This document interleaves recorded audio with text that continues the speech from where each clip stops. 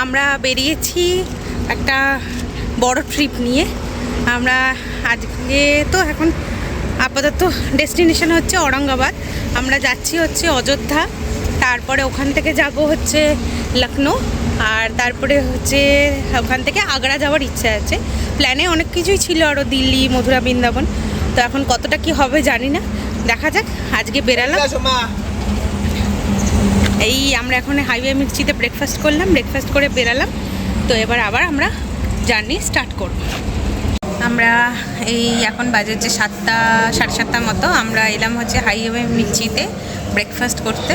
তো এই ধোসা আর ছোলে ভাটুরে অর্ডার দেওয়া হয়েছে, চলেও এসছে। তো খেয়ে নিই, তারপরে আবার রওনা দেবো। এখন 12টা বাজে। ও ব্রেকফাস্ট করলো বলে আমরা একটু দাঁড়ালাম। আমরা এই আসানসোল ঠিক পেরিয়েই প্রিয়ম প্লাজা বলে একটা জায়গায় দাঁড়িয়েছি। ভালো টুকটাক বেশ, আমরা একটু কোল্ড ড্রিঙ্কস নিলাম, আইসক্রিম খেলাম, আর এবার হয়ে গেছে খাওয়ানো, আমরা এবার বেরোবো। এই প্রথমবার কিন্তু আমরা এত বড় রোড ট্রিপের প্ল্যান করেছি জুনিকে সাথে নিয়ে। আর এই রোড ট্রিপে আমাদের সাথে আছে আমার মা এবং শাশুড়ি মা। রোড ট্রিপটা আমরা প্ল্যান করেছি একটা খুবই বাজে সময়। এখন আমাদের প্রায় সব জায়গাতেই চলছে এলপিজি সিলিন্ডারের প্রবলেম। তো কোথায় কি খাবার পাবো না পাবো সেটা আমরা জানি না, পুরোটাই অনিশ্চয়তা। এই প্ল্যানটা কিন্তু আমাদের বেশ অনেক দিন হয়েছিল, কিন্তু এই গ্যাসের সিলিন্ডারের প্রবলেমের জন্য বেশ অনেক কটা জায়গায় খাবারের একটু অসুবিধা হচ্ছে, তাই জন্য আমরা বেরোইনি। প্রথমে আমরা যাব অযোধ্যা, তারপর আগ্রা, মথুরা, বৃন্দাবন, লখনৌ, আর তারপর দিল্লি। ওই দেখো কি করছে লুচু, এদিক ওদিক এই লরিটা আসতে পারছিল না, বড় লরি আছে, এই লরিটা আসতে পারছিল না, সবকে ব্লক, সব ঢুকে গিয়ে ব্লক করে দিয়েছে। আমাকে এদের পেছনেই যেতে হবে, দেখতে পাচ্ছি। তুমি যেতে পারবে না ওদের পেছনে, এখন যাবে, চুপচাপ দাঁড়িয়ে আছে। যাবে তো, এবার যাবে, এবার যাবে। ও আরো লরি আসছে। ও বললাম তো, কোথায় যাবে তুই? ওদিকে খালি হতে দেবে, তারপরে তো যাবে। সেফ সাইড, ও ফাঁকা রাস্তায় চলে যাচ্ছে। ওই দিকে যাচ্ছে, যাচ্ছে কেন এটা? মার খাবে নাকি এখানে বেকার? ঠুকেটাকে দেবে কি? তোর পাশে ছিল না, পেছনে ছিল। আমরা রাস্তার ঝাড়খণ্ডে খুব একটা বিরাট বিরাট জ্যামে ফেসেছি, প্রায় 8 ঘন্টার উপরে। অনেক কষ্ট করে রং রুট দিয়ে আমরা যাওয়ার চেষ্টা করছি। রং রুটেও সব গাড়ি এসে পুরো ব্লক করে দিয়েছে। এই একটা লাইন, এটা সেকেন্ড লাইন, এটা থার্ড লাইন, ওদিক দিয়ে একটা লাইনে পাস করছে গাড়ি। আবার মাঠে ঘাটেও লোক ঢুকে গেছে ওদিকে, আর ওইদিকে 3টে লাইন আরো আছে। আর ওই রাস্তা তো পুরো ব্লক, ওই দিকের রাস্তা। এখন দেখা যাক কতক্ষণে জ্যাম কাটে।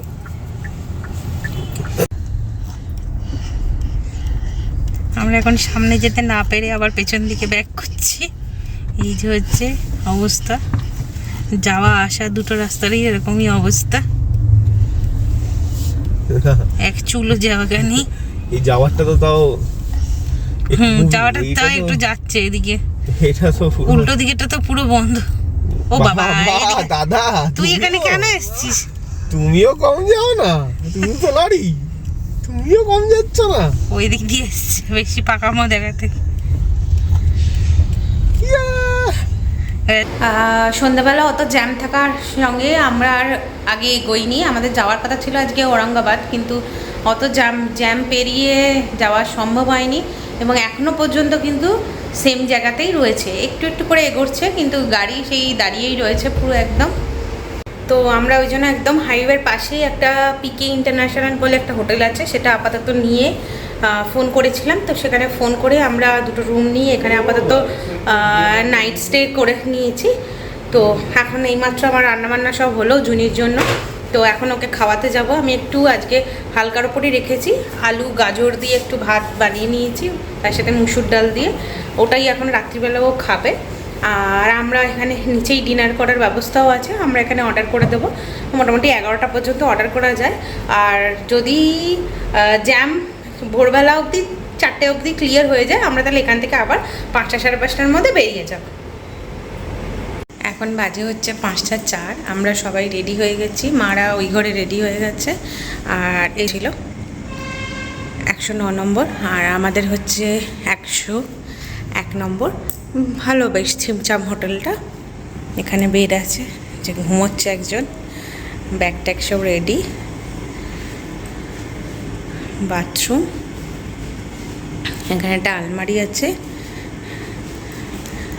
এই ড্রেসিং টেবিল, আর দুদিকে দুটো সাইড টেবিল আছে।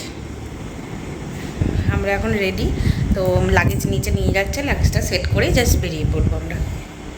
আর আজকে আমাদের 500 মিটারের জার্নি, আমরা ডাইরেক্ট যাব একদম অযোধ্যা।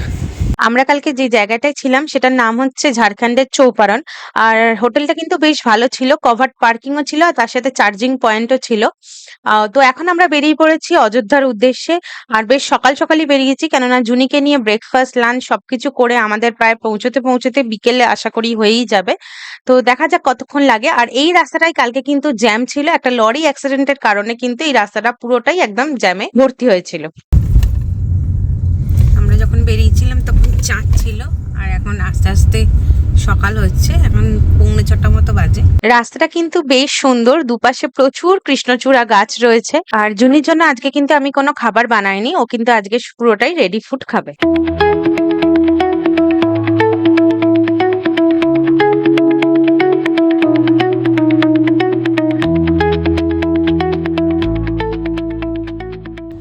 আমরা এখন হাইওয়ে ছেড়ে কিন্তু ভেতর দিকে রাস্তায় ঢুকে এসেছি। আর মোটামুটি আমাদের ওই 1.5-2 ঘন্টার মধ্যেই আমরা কিন্তু পৌঁছে যাব। দেখা যাক কতক্ষণ কি পৌঁছোই। আর আজকে গিয়ে আমাদের কিছু যদি পারি সাইট সিন করে নেওয়ার ইচ্ছে আছে, যতটা হয়ে যায়। তো দেখা যাক কতটা কি করতে পারি। অযোধ্যায় আমরা যে হোটেলটা নিয়েছি সেটা কিন্তু পার্কিং আছে, অযোধ্যায় বেশিরভাগ হোটেলে কিন্তু পার্কিং নেই, সেটা একটু দেখে নিতে হবে বাছাই করে। আর আমাদের হোটেলটা কিন্তু মেন রোডে নয়, একটু ভেতর দিকে। আমরা 5টা নাগাদ হোটেলে ঢুকে গেছিলাম, হোটেলটা পরে দেখিয়ে দেবো। আর আমরা তারপরে একটু ফ্রেশ হয়ে জুনি একটু খাওয়া দাওয়া করলো, করে তারপরে আমরা এখন বেরিয়েছি। এখন বাজে হচ্ছে 7টা।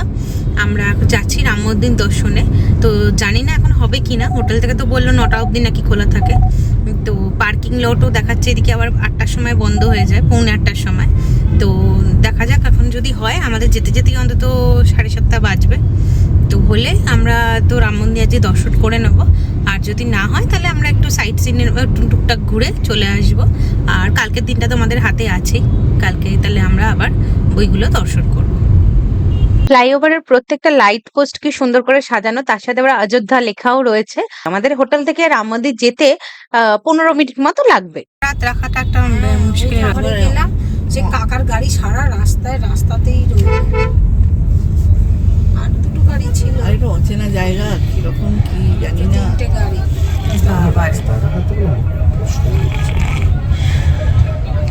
এই যে এখানটা কি ভিড় হয়েছে, বাজার বসেছে।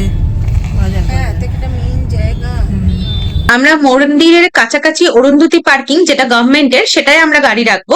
এছাড়া কিন্তু অনেকগুলো বেশ প্রাইভেট পার্কিংও রয়েছে, আর সেখান থেকে টোটো ধরে কিন্তু আমরা পৌঁছে যাব রাম মন্দির। এই অরুন্ধতী পার্কিং এ কিন্তু 2 হুইলার এবং 4 হুইলার দুটোই রাখার ব্যবস্থা আছে, এবং 24 ঘন্টাও গাড়ি রাখার কিন্তু ব্যবস্থা আছে। যদি 2 হুইলার 24 ঘন্টা রাখো তার জন্য লাগবে হচ্ছে 50 টাকা, আর 4 হুইলার 24 ঘন্টা রাখলে তার জন্য লাগবে 100 টাকা। এই যে পার্কিং এখানে করবো, এখান থেকে অনেকটা না না, ওটা তো ওখানে করবে, টোটো পেয়ে যাবে। এই তো পার্কিং। হ্যাঁ, এই তো পার্কিং বলেছে।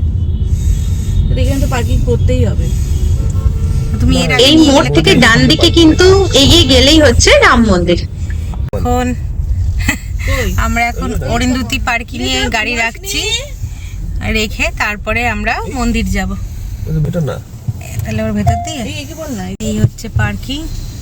আমাদের টিকিট দিয়ে দিয়েছে অলরেডি, আমরা এখন টিকিট নিয়ে এই পার্কিং এ ঢুকবো। না, উপরে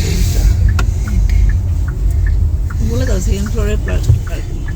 না না, পুরোটাই তো পার্কিং, এবার জায়গা আছে এখন সেকেন্ড ফ্লোরে। আমাদের পার্কিং সেকেন্ড ফ্লোর পেয়েছি। কোথায় দিয়ে যাবো? ওই তো আগে, এই তো বোর্ডের পাশে, এই তো। ও আমরা এখন যাচ্ছি সেকেন্ড ফ্লোর।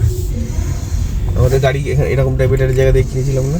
হ্যাঁ, না কেন তো আবার 1% মালিক তো কি হলো? আমার কাছে অনেক আমার বসে যাবে চুপ করে। এটা পড়লো কি বল, কিছু ব্যাগ ছিল, ব্যাগ ট্যাগ ছিল। ওই যে কাত হচ্ছে না। হ্যাঁ, উঁচু করে এই তো। उधर उधर ठीक है।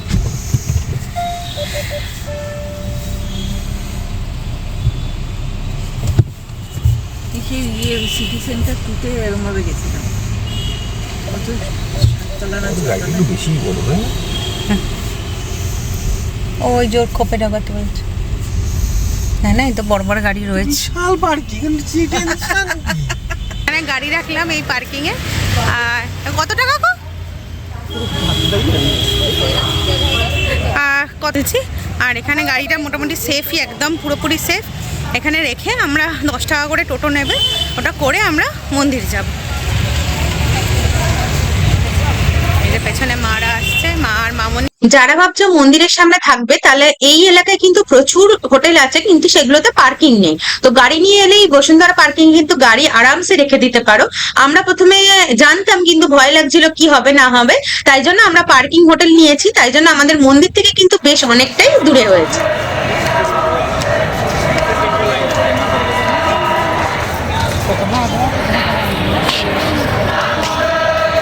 এর মধ্যে দিয়ে যাচ্ছি, একখানি রাস্তা, অনেকক্ষণ ধরে হাঁটছি। এরপরে ফোন, ব্যাগ, ঘড়ি সমস্ত কিছু রেখে তারপর ঢুকতে হবে।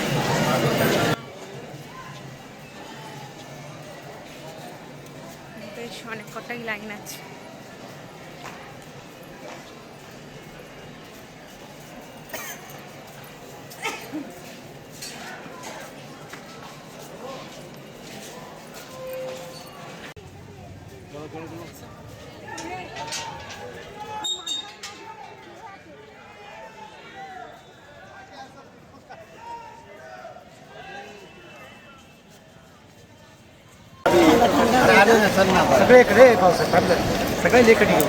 আচ্ছা, এখনো পর্যন্ত ব্যাগ রাখার কোনো ব্যাপার হয়নি। আমরা ওই লাইনটা দিয়ে যে এসে ব্যাগ চেক করলো, করে ভেতরে এসছি।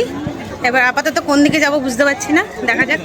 এইটা লাইন কোথায়? তো লোকের লোকারণ্য, এইদিকেও তো ভিড় আছে। ওই দেখো, ওই দেখো এখানে ভিড় কেন,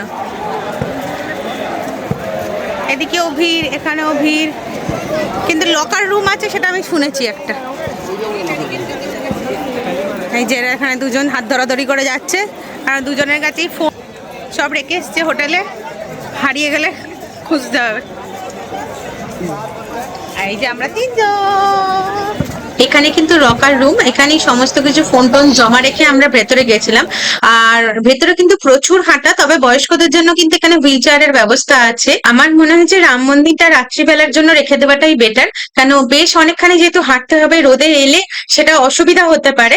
ভিড় থাকা সত্ত্বেও এখানে সিস্টেম কিন্তু খুবই ভালো, যেহেতু ব্যারিকেডের মাধ্যমে যাওয়ার ব্যবস্থা রয়েছে, তাই জন্য ঠাকুরের সামনে অব্দি সবাই যেতে পারছে কোনো রকম কোনো ধাক্কাধাক্কি ছাড়া। আমরা রাম মন্দির দেখে একবারে ডিনার করে বাড়ি এলাম। আর এই যে বাড়ি এলাম না, হোটেলে এলাম। এটা হচ্ছে আমাদের অযোধ্যার হোটেল জেবি স্কোয়ার, বেশ ভালো। এই সামনের রাস্তাতেই হচ্ছে এন্ট্রান্স, আর এখানে পার্কিং এর কিন্তু জায়গা রয়েছে।